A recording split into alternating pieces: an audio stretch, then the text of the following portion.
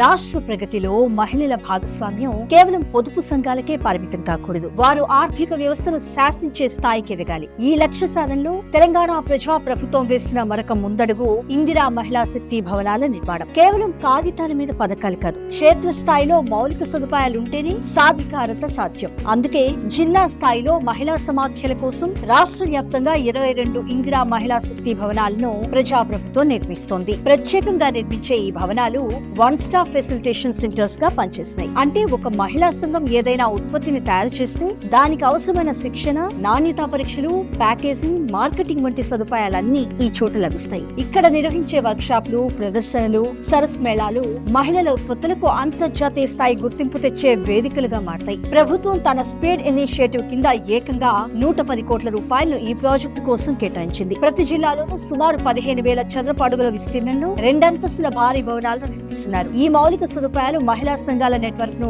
మరింత పటిష్టం చేస్తూ గ్రామీణ ఆర్థిక వ్యవస్థకు ఒక కొత్త దిశను చూపిస్తాయి. మహిళల ఆర్థిక ఎదుగుదలే రాష్ట్ర పురోగతికి ఇంధనంగా మారుస్తూ వారిని స్వయం ప్రతిపత్తి గల పారిశ్రామికవేత్తలుగా తీర్చిదిద్దడమే సీఎం రేవంత్ రెడ్డి గారి అధినాయకత్వంలోని ప్రజా ప్రభుత్వం యొక్క లక్ష్యం. రాబోయే కాలంలో తెలంగాణ మహిళా లోకం సాధించబోయే ఆర్థిక విజయాలకు ఇవి సజీవ సాక్ష్యాలు.